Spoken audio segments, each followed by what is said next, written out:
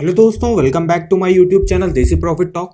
और आज हम बात करने वाले हैं कि अगर आप होम लोन लेने जा रहे हो तो उससे पहले कुछ इंपॉर्टेंट बातें होती हैं जो आपको ध्यान रखनी पड़ती हैं।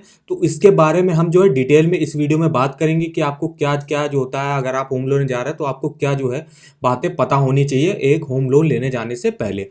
तो चलिए शुरू करते हैं। तो होम लोन लेने से पहले कुछ जो है महत्वपूर्ण बातों का जरूर ध्यान रखना चाहिए, क्योंकि कहीं इससे हमें कोई नुकसान ना हो जाए। और एक लंबा समय होता है, हम लोन चुकाने के लिए एक लंबे समय को जो है चुनते हैं। इसके बीच में हमें बैंक के साथ जो है एक रिलेशन बनाकर रखना पड़ता है। तो होम लोन की सबसे पहले हम बात करेंगे कि होम लोन का इंटरेस्ट रेट। तो हम सभी जानते हैं कि होम लोन लेने से पहले सबसे जरूरी बात जो होती है वो इंटरेस्ट रेट के बारे में जो है जान लेना चाहिए। लेकिन आपको जो है फ्लोटिंग और फिक्स रेट दोनों का ही इंटरेस्ट रेट जान लेना चाहिए। इसके साथ ही आप यह भी देख लें कि जब आप होम लोन के लिए अप्लाई कर रहे हो तो वहाँ का इंटरेस्ट रेट ज़्यादा है या कम है। क्योंकि कई बार ऐसा होता है जहाँ से आप होम लोन जाते हो तो इंटरेस्ट रेट जो है कहीं पे ज़्यादा चल रहा होता है, कहीं पे कम चल होता है। दो टाइप के जो है रेट्स होते हैं, एक होता है फिक्स्ड रेट, एक होता है फ्लोटिंग रेट। तो फिक्स्ड रेट से क्या होता है कि आपको जो है एक आपका इंटरेस्ट रेट पहले तय हो जाता है कि आपको जो है होम लोन 7% पर मिलेगा, तो वो पूरा जो ईएमआई उसके हिसाब से वो 7% पे ही चलेगी। और फ्लोटिंग इंटरेस्ट रेट वो होता है कि जो आपके मार्केट के जो उतार चढ़ाव होते हैं उनके हिसाब से दिया जाता है कि अगर मान लीजिए मार्केट कभी डाउन हो गया तो जो आपको इंटरेस्ट रेट है जो वह थोड़ा सा ज़्यादा देना पड़ेगा, तो उसके हिसाब से आप जो है सेलेक्ट कर सकते हो। इसलिए आप फ्लोटिंग और फिक्स्ड रेट दोनों की ही जानकारी जो है अपने हिसाब से ले सकते हो कि आपके लिए कौन सा जो है सुविधाजनक रहेगा। तो अब हम देख लेते हैं प्रोसेसिंग फीस और चार्जेस का क्या रोल रहता है होम लोन लेने के लिए। तो इंटरेस्ट रेट के साथ साथ जो है हमको प्रोसेसिंग फीस के ऊपर भी ध्यान देना चाहिए, क्योंकि ज़्यादातर बैंकों का जो प्रोसेसिंग फीस है वो बहुत ही ज़्यादा होता है।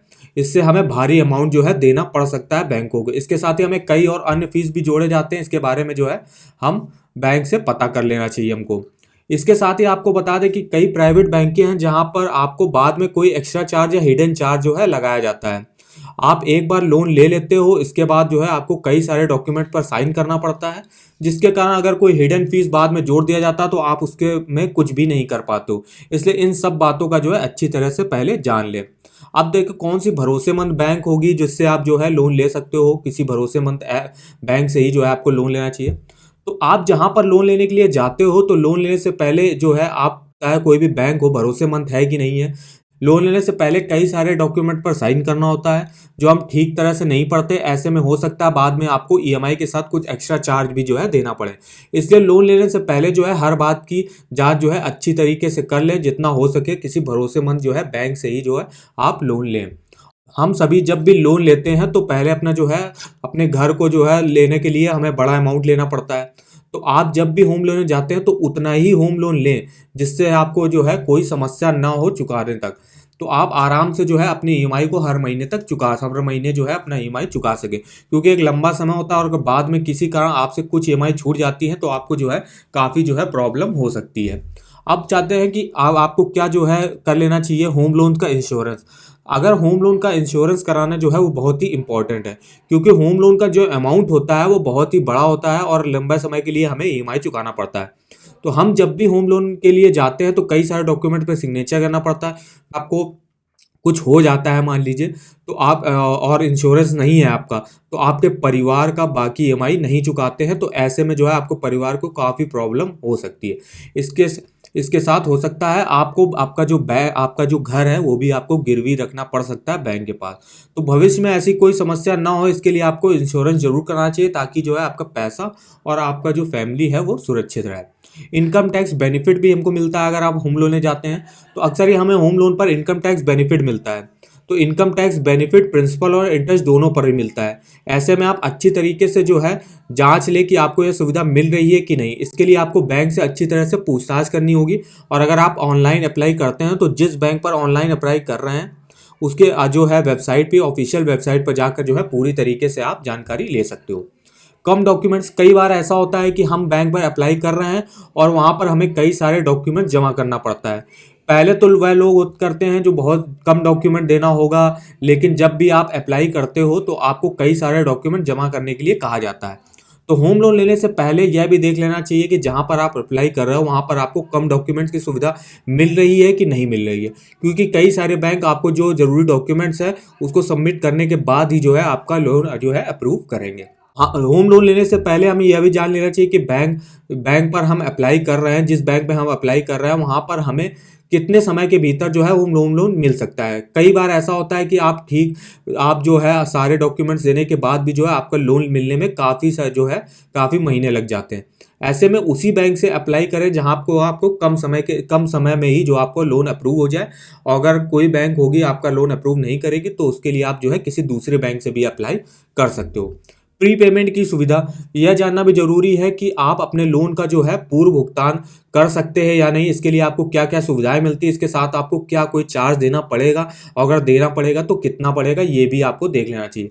कई बार जब भी हम जो है प्री पेमेंट करते हैं तो ऐसे में कुछ चार्जेस होती हैं, और कई बैंक जो है आपको ये सुविधा भी देती है कि आप जब भी अपने होम लोन का प्री पेमेंट या रीपेमेंट करते हैं तो इससे पहले कोई भी चार्ज नहीं लेता। तो आपको लोन लेने से पहले इन सब बातों का जो है अच्छी तरीके से ध्यान देना चाहिए, कोई हिडन चार्ज ना हो। कई बार हम ऐसे बैंक में लोन अप्लाई कर देते हैं जहां पर बाद में हमें जो है ईएमआई के साथ कुछ हिडन चार्जेस भी लगाया जाता है, जिससे बैंक में हमें पहले नहीं कर जो हमको बैंक जो है पहले नहीं बताता। और अगर ऐसा हुआ तो बाद में जो है आपको ज़्यादा पैसा देना पड़ेगा, जिसके बारे में हम बैंक से कुछ भी नहीं कर सकते।